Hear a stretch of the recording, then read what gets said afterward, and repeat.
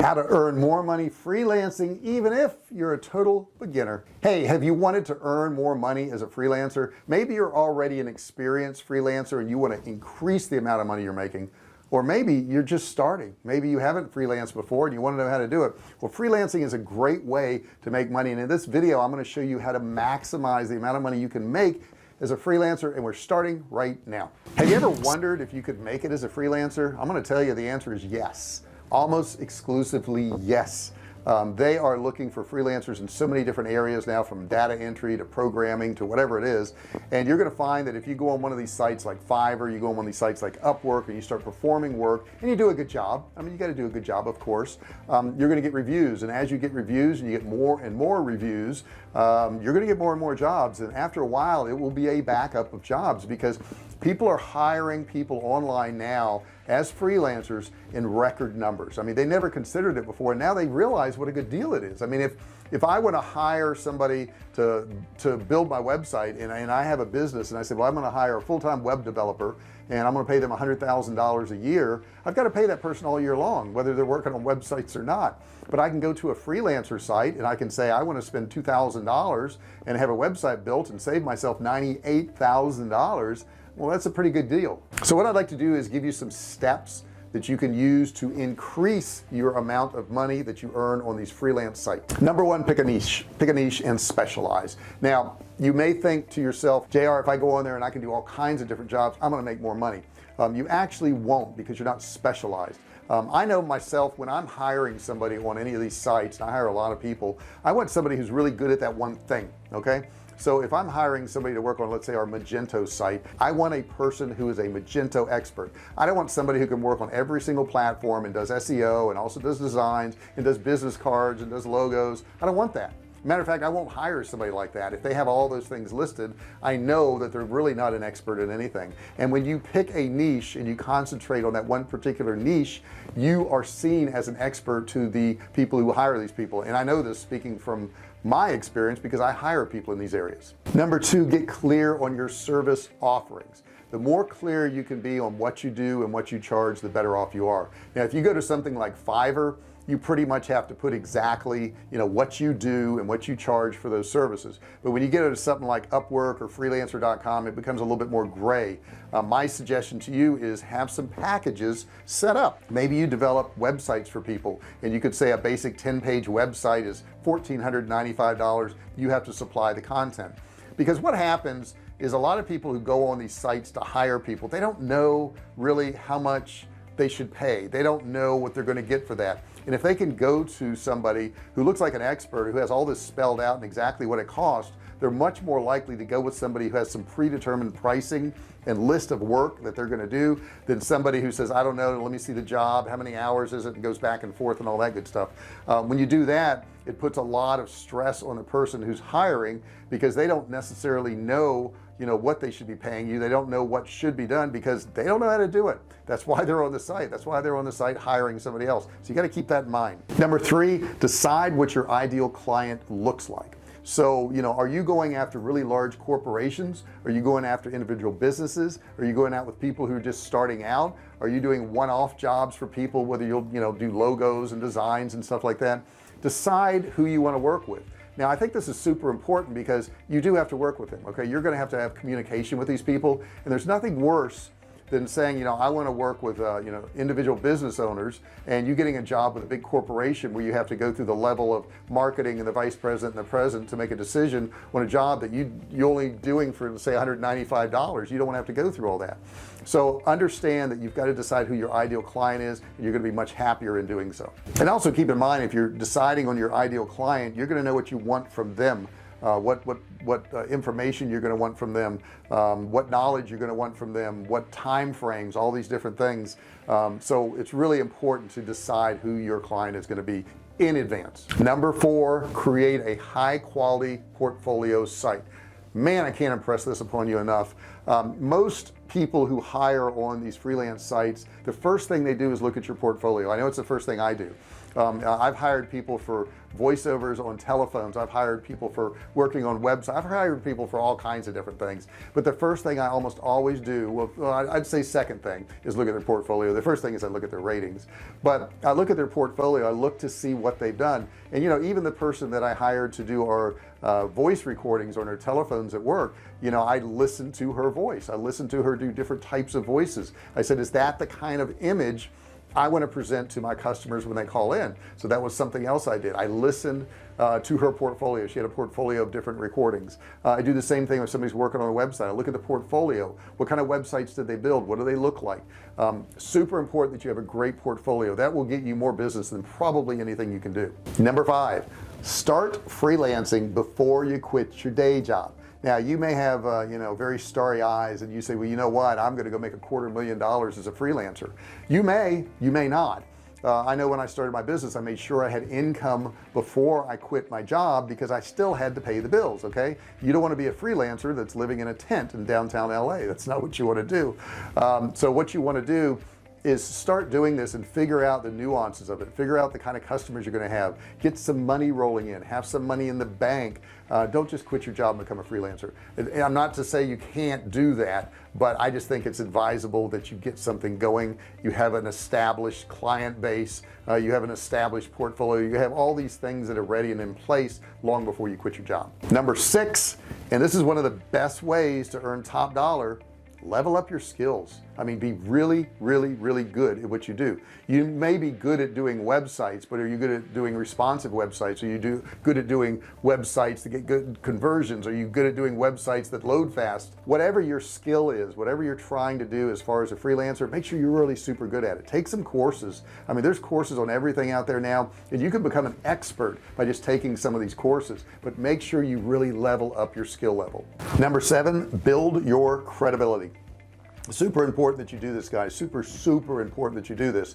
And what I mean by that is do something other than jobs to increase your credibility. You can speak, you can do interviews, you could write ebooks, you could produce a YouTube channel. I'll give you an example of the YouTube channel. This is a YouTube channel. Okay, I'm teaching you on YouTube right now. I'm teaching you how to make money online, and I have close to 800 videos on the subject. So when somebody says, what do you know about making money online, I go, well, there's 800 videos that says I do know what I'm doing. There's a business where I've sold millions of dollars of products that says I do know what I'm doing.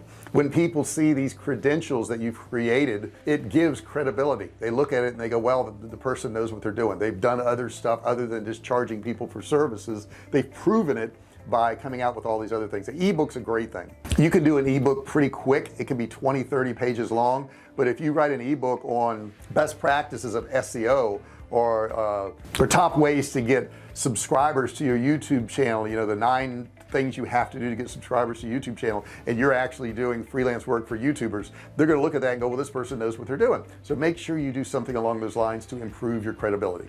Now, I alluded to this a little earlier, but number 8 is determine your pricing. Know what your worth is. Okay, in the beginning you're going to be afraid to charge much money. You just are. Okay, that's just the way it is. Rarely do people say, I want to charge $2,000 an hour, that's what I'm worth.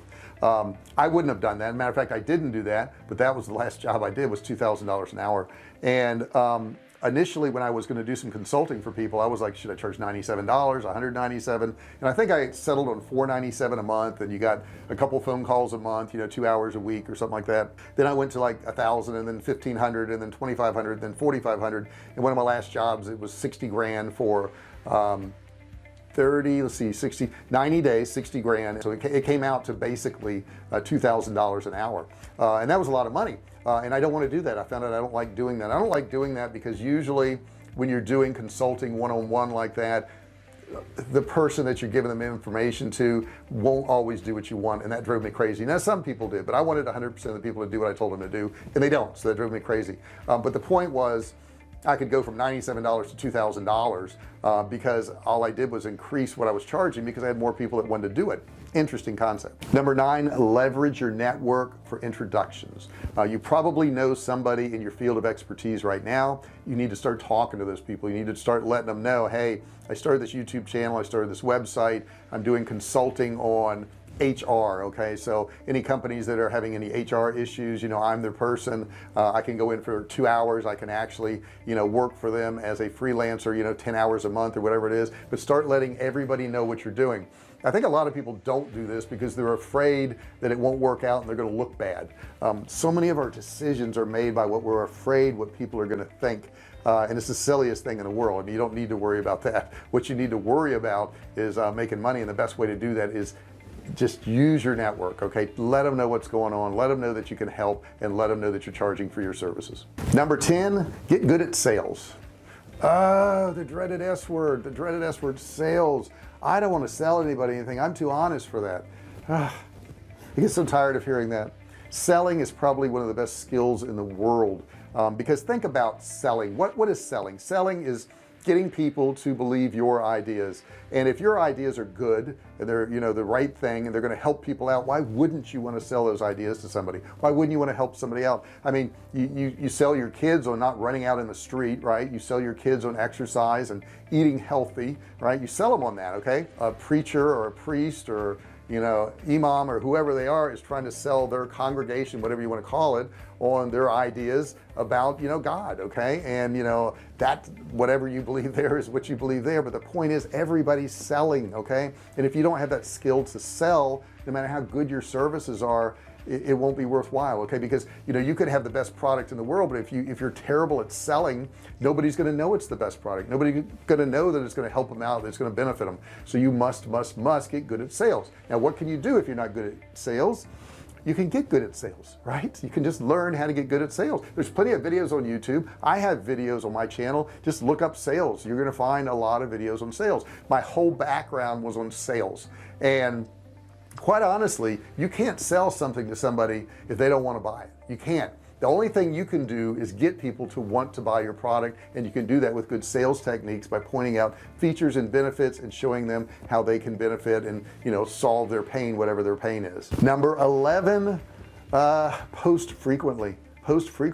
And that can be a blog form where you write stuff. That can be a video form like what I'm doing right now. I do 5 videos a week on this channel plus a live one on Saturday, and that's pretty frequent. It's not as frequent as some people. I mean, I know some people that do 4 or 5 videos a day, but it's frequent for me. Okay, I don't do a video every single day. What I do is like what I'm doing today. Actually, I'm recording 13 videos, and those will last me for a couple weeks with a little bit of a cushion. So you can do all of your content in one day. You can have a content day every 2 weeks. Maybe you write a whole bunch of articles in one day, and then you put out 2 articles a week or 3 articles a week or 2 videos a week or 3 videos a week. But as you do that, your bank of knowledge builds and builds and builds, and as it builds, so does your credibility. Number 12, collaborate.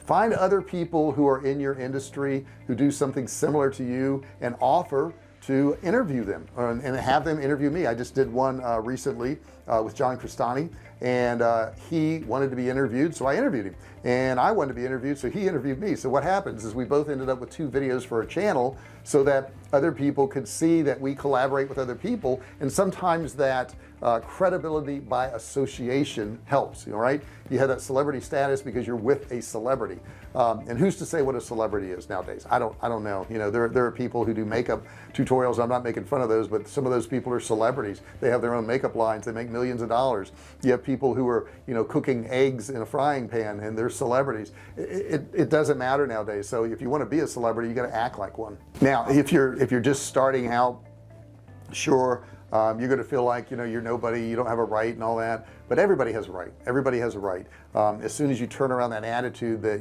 I do have a right, and I do have knowledge, and I am helpful to people, and I can help people, as soon as you do all those things, you're going to find your credibility is going to go up, and so is your income. You see, understand that freelancing, only thing that means is that you work for a whole bunch of different people. You don't just work for one person. And the cool thing about freelancing that I really like is that you can fire your boss. You can fire your boss, okay? Because you can always get another boss. You can always get another company. You can always get another individual. You can always get another job, because there's millions of them out there, okay? There's no shortage of it. Now, I'm not saying that you should be rude to anybody. I'm not saying that you should blow people off. I'm just saying if there's a situation and it doesn't match with what you want in life and the type of money you want to earn, the type of job you want to do, you can get rid of that and go get one like what you want.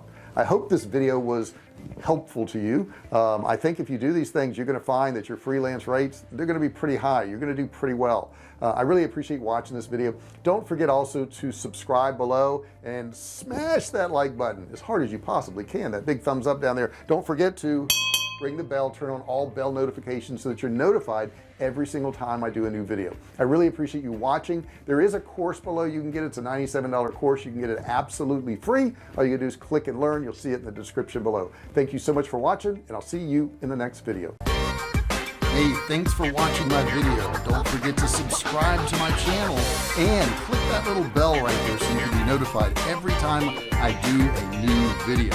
Also, click on one of those videos there. Keep watching on my channel.